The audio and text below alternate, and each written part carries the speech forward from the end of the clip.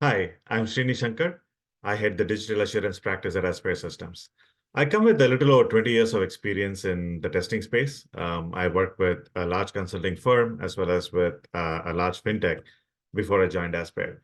And I've been with Aspire for the past 8 years. Let's get on to it. So the topic for the day is baking a gourmet cake in microwave. Um, isn't that how a lot of us feel, when we execute a testing project? It's oftentimes, at least I've felt like, I've been handed a task of, baking a gourmet cake while the resources that I've got is just like a microwave. Um, this is something that this challenge has been something that's stood the test of time, right from my early days of career to quite recent projects as well.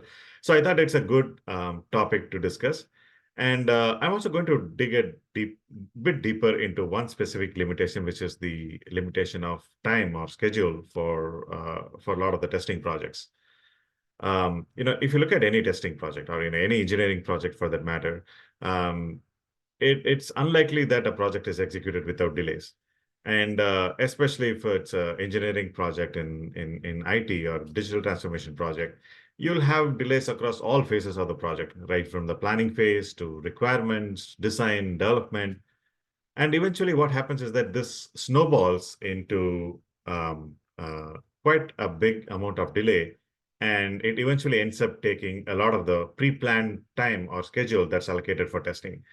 We kind of are the gatekeepers for the go live date. The management typically doesn't want to compromise on the go live date. And what happens is, we are going to eat up your testing timelines. You just got to figure out a way to still go ahead and deliver a high quality product within the timelines that has now been pushed upon you. This is a similar.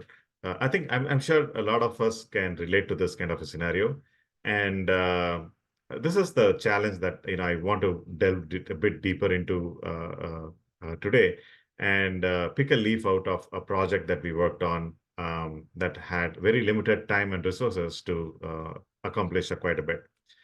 So the project or the example that I've picked up is actually the case of a life insurance company that we did this project for, and all we had was 15 days to do a large amount of testing. To get a brief or background about this particular project, this company was about to go live with their new direct-to-consumer code-to-application website or a portal, and they were 30 days from the go live date. But during their UAT, their end users or their business users encountered a large number of intermittent, non-reproducible pop-ups, and they were scared, and alarm bells were ringing all over, and they wanted an independent review or a unique set of eyes to go and review this and figure out what's happening. And we got engaged for this particular assignment, and it was clear that we were required to provide that third-party review to figure out what's causing these intermittent pop-ups. But the challenge was we had only 30 days to accomplish this. They still wanted to hit the go live date. So obviously, there was no compromise on that.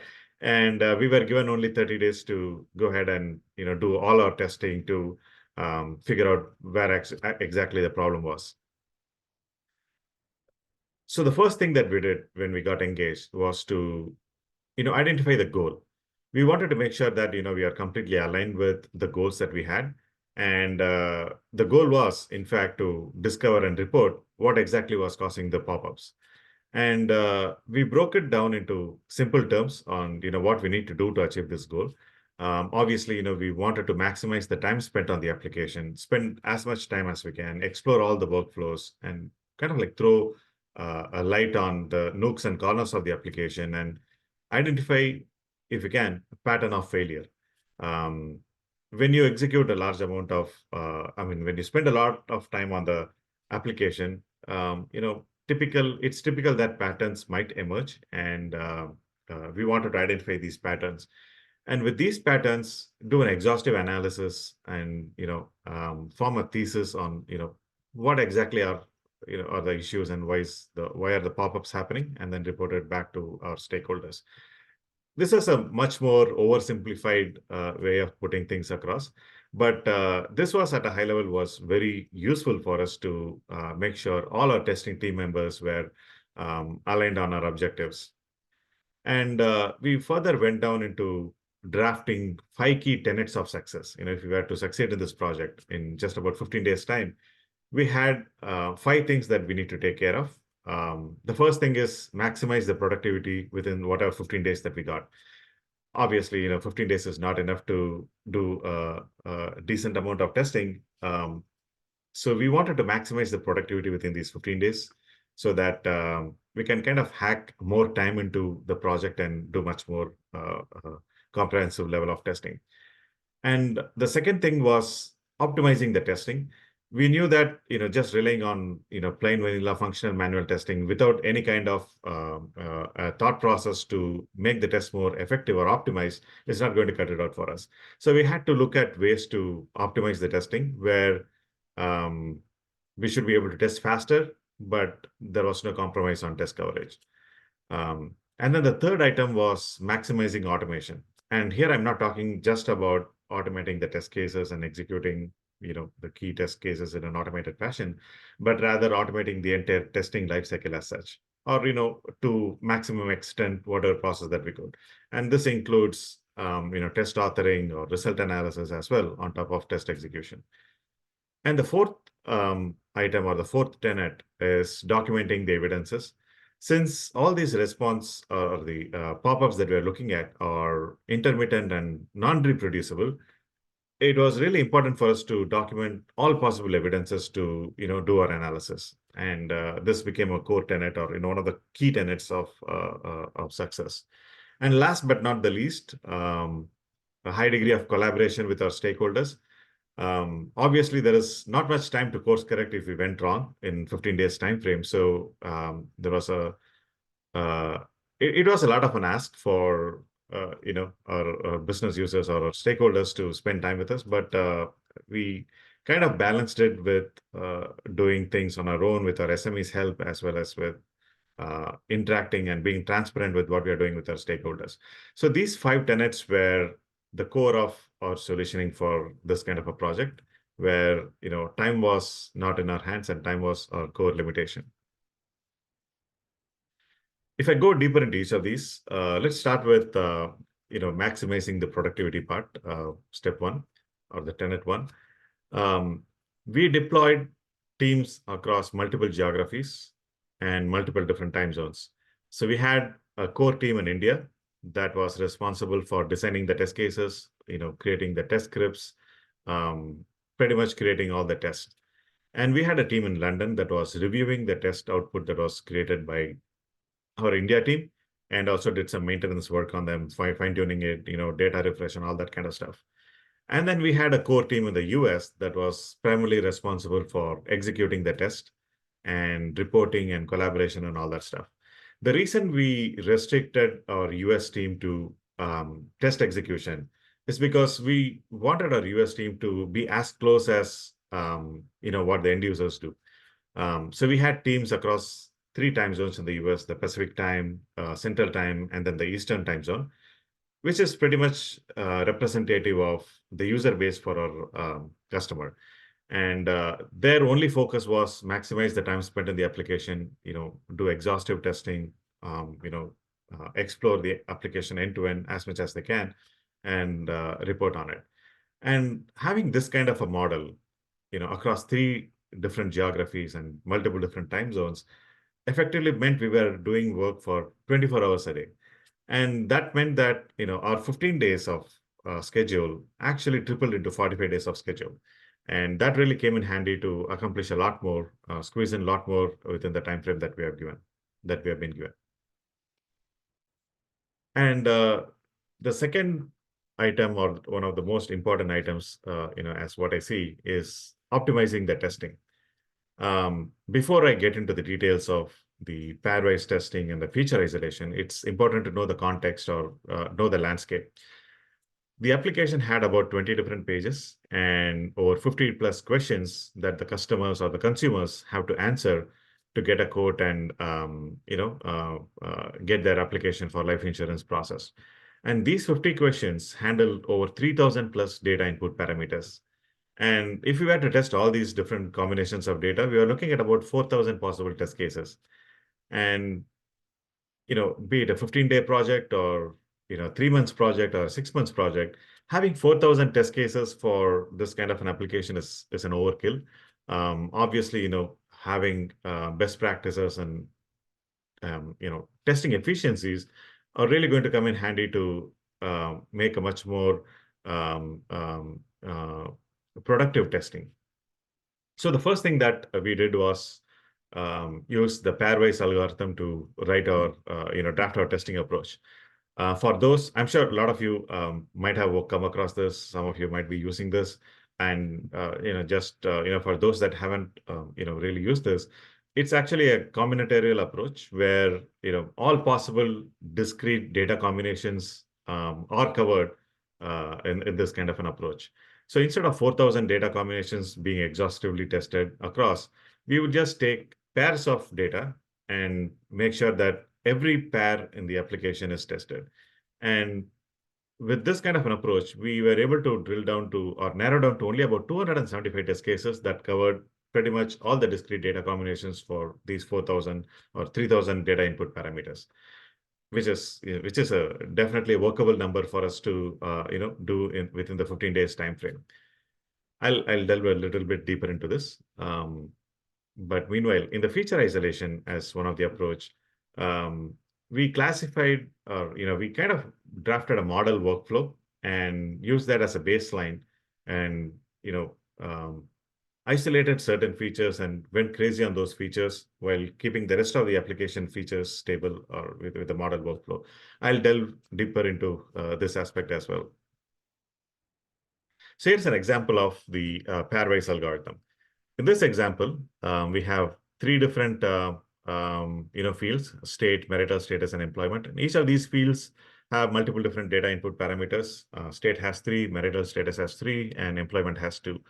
So if we need to exhaustively test these different data combinations, we're looking at about 18 test cases. But with the application of pairwise algorithm, we have only about 9 test cases that pretty much covers all these data combinations. Like I said, it looks at tests in pairs, and it's built on presumption that over 80 to 90% of issues that one sees in the application are caused by one data input parameter or a combination of 2 data input parameters, not more than that. So with that assumption, we go with the pairwise testing, and we are able to accomplish much more here. So for example, in the case 1, we see 3 different pairings. One is Texas and single, Texas and employed, and then single and employed. And with this kind of an approach, we are able to really cut down the test pack size, but at the same time, not compromising on the overall coverage. This might seem like not much of a difference in this particular example, but when you're talking about thousands of data combinations, this does make a difference. As you saw earlier, 4,000 different data combinations, covered in about 275 test cases. And here is the feature isolation aspect that I was talking about. So we went and created an end-to-end master data workflow covering pretty much all the input fields in the application. And we tried and tested this end-to-end workflow multiple different times to make sure that this had very minimal pop-ups or intermittent errors. So this data was kind of sanitized. And what we did is that for feature isolation, let's say in this example here, we have the health details page to be the feature that needs to be tested.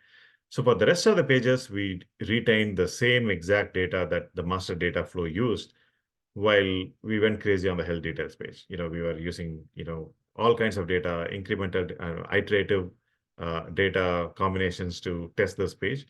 And we were looking for any kind of effect that has on the rest of the pages in the application. Similarly, we did this exercise for about all the 20 pages, and we were able to get some considerable intel on, where the root cause or the problem might be. As you can see in the part of the report that we generated, a lot of the issues happened in certain pages, the code page and the identity verification page. While the other pages had issues as well, but majority of the issues, if you look at the 80-20 rule, a lot of it were to do with only two pages in the application. And we correlated this data with our performance test result as well. And we got a very useful intelligence that the pages that had no external third-party integration did really well. They were pretty stable, and the response times were really good. And pages that had um, third-party integrations, except for one, pretty much had decent responsiveness, not much, pop-ups and all that. But for pages that had one particular integration with a third party, the numbers were going off the charts, and those were the pages that had all these pop-ups happen quite very frequently, and the response times were pretty bad as well. This really helped us to narrow down where the problem could be, and was instrumental in drafting our report. And then moving on to the third item, maximum automation. Since we were short on time, our customers or our stakeholders were deploying build every twice every week. They needed this faster deployment to make sure that when we report issues, they were able to fix those then and there, and give it for testing. And that puts us in a position to do build validation test as and when they deploy as well. And we didn't really want to use our functional testers to spend time testing the same smoke test again and again, rather than spending time on exploring untested parts of the application. So we had to create an automation pack, and this came in handy for running this test pack across different microsites that were configured as part of the DTC application, and also test the compatibility across about 17 to 18 different browsers and mobile device combinations. And obviously, it didn't make sense to have our manual testers or functional testers to do testing across the same test across all these browsers and devices. So we deployed our test automation framework, which is nothing fancy. It's a plain, simple Selenium TestNG framework. It's tried and tested, so we stick with it. And but we took it to the next level by integrating some useful tools. We used a cloud-based execution platform to run tests in parallel over the cloud across different browsers and device combinations. And we also had some AAML components that took care of test authoring as well as test result analysis. With this kind of an approach, we hit the ground running. We started our test automation right from day one. And we automated about 25 end-to-end workflows or 25 end-to-end test cases that were executed, across all the microsites, across all the browsers and device combinations. This really maximized our time in the application to, do things again and again to, understand if the problems are showing any kind of a pattern.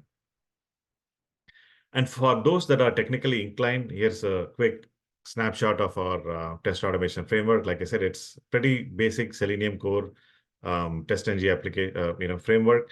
It has its reusable scripts, driver script, wrapper scripts, external test data, and external configuration files. But the way that we made it interesting or made it more useful is by incorporating components like automatic POM generator. This basically created or scrapped application objects from the HTML pages and created the page object model. Really speed up the overall test creation time for our testing team members. And we also had our machine learning based result analysis tool that basically classified any kind of failure in the application automatically into whatever kind of defect that is, like a product bug or system issue, like environment issue or a data issue and things like that.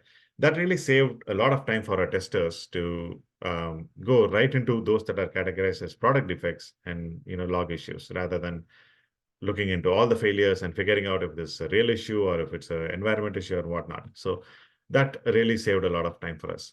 And another key component is the self-healing feature in the framework that we built in-house. This identifies objects, even though the object properties might change because of some kind of a development change. And the beauty of it was that while this reduced the flaky test, this also reduced our overall maintenance by automatically updating the test script. There are a lot of tools in the market that do self-healing, like Selenium and tools like that, that basically um, that basically takes care of uh, identifying the objects if the object property changes, but it doesn't really update the test scripts. But in this case, our tool or our component does update the test scripts as well, which reduces the load for us quite a bit.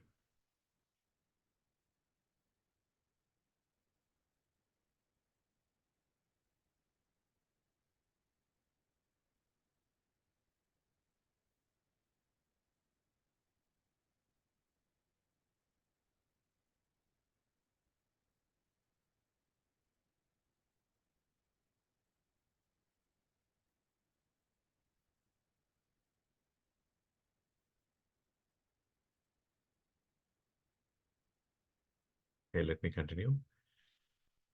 Uh, yeah, healing. And the other important or interesting component that we have is the Gen AI integration. We started off slow. We started with test authoring, automated creation of test cases from requirement documents, BRDs, and things like that. And then we also had test script generator that created POM files and test scripts based on your manual test cases. These things really came in handy to speed up our overall test creation process. And not to mention, we also have non-functional testing tools integrated, like JMeter for running load test or responsiveness test, and we have OWASP for running or testing the security vulnerabilities in the application, and SOAP-UI and Rest Assured for testing the APIs and integrations part of it. In case anybody wants to dive deeper into it or wants to take a look at how the actual framework looks like and how it works, do drop by our booth at the Expo Hall. We are Aspire Systems. Please feel free to drop in. We have a couple of goodies as well, so expecting to see you all there. All right, so here's the example of the healing component. You could see that it's a fail locator, and then there's a heal locator, and it automatically updates your test script as well. And here's the example of the machine learning-based result analysis. It comes with a great dashboard, gives you 30,000 feet status on what's executed, what's passed, what's failed, and what are the failure reasons and all that kind of stuff. And then there's also a custom dashboard where you could create multiple different custom reports. And this one here is about the list of flaky tests. The flaky tests really come in and show that certain parts of the application are not really stable, and it's quite handy. And here is the actual ML in work. It classifies the failure as a product bug or system issue or environment issue and whatnot. That actually happens here. All right, moving on to the fourth tenet, or the fourth step, is documenting the evidences. As you can see, we had to rely on a lot of environmental metrics or environmental data to analyze the test results. And it's going to be pretty time consuming for our testers to document all these, your video recording of the test case or the test execution, screenshots, or your log files, the browser har files, location, time, whatnot. There's a lot of information that we need or we needed at that time to do a decent amount of analysis, and we didn't want to tax our testers into documenting all of this. So we relied on our cloud partner, where all the manual tests, all the test automation, whatever tests that we ran, were all done over the cloud. And the cloud provider came up with a feature to, automatically capture most of these details. So that saved a lot of time for our testers in capturing the key information that really helped us to narrow down the problem for our customers. And lastly, the collaboration aspect. Like I said earlier, it's only 15 days time. So if we make a mistake, and if you are way off the target or way off the roadmap, we don't have a lot of time to get back in time. So we had to be pretty transparent with the way that we work with our customers. We had multiple checkpoint reviews, daily status calls, and daily reports, and all that kind of stuff to make sure that we are aligned in our objectives. We are aligned in the way that that is expected of us. And that really came in handy. There were a couple of misses in the initial stage. Obviously, there were a lot of moving parts, but having this transparency really helped us to rein in the resources, rein in everyone, and work towards the common objective. And lastly, looking at the results, um, the project was a success. We achieved the objective of what we set out to achieve. We figured out that a particular integration was causing, all this breakdown in the application, and we were able to narrow it down. And we had evidences to prove that as well. And that was really appreciated by the management because there was something that they could take it to the platform vendor and the third-party vendor to, fix those issues. And the other reason I say this project was a great success is because we were able to accomplish this in the 15 days timeline that was given to us. And that was really key because it helped the management to take a decision of go or no go at that point in time. Our recommendation was a no go, and the company actually stuck with it, and they had to postpone the release to a couple of months down the line. And in the meanwhile, we did multiple rounds of testing for them as well until the product was in a much stable shape to go live.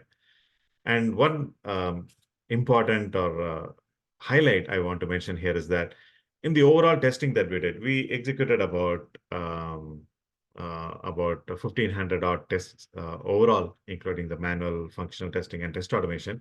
And there were a whopping 15% of failure rate. And for a consumer application, a 15% of failure rate means that they lose 15% of business. A consumer who is not able to complete the end-to-end workflow to purchase a life insurance policy is a loss for the consumer, for the company. So it's a pretty huge number. And we also found a major blocker, which was that the application after a certain point in the workflow did not work on any of the Apple devices, be it an iPhone or a MacBook. It did not work. So essentially, they are just at least 50% of their end users would have been unable to purchase a life insurance policy. So that was a major blocker that we found out. A quick snapshot on the different tests that we ran. The functional tests, we had about 275 test cases. The cross-browser device testing, we had about close to 1,300 tests. We had load testing and a large amount of test automation as well. So here we are at the end. I hope there were some useful pieces of information that you could use it for your own project and benefit from. But to sum it up, in the end, we didn't quite make the gourmet cake that we were asked to do with the microwave that we were provided. But we did bake some brownies, and they turned out pretty delicious for everyone. So with that, I conclude this presentation. Please feel free to drop by our booth or stall at the expo hall. I'll be looking forward to meet everyone there. Have a great day, everyone.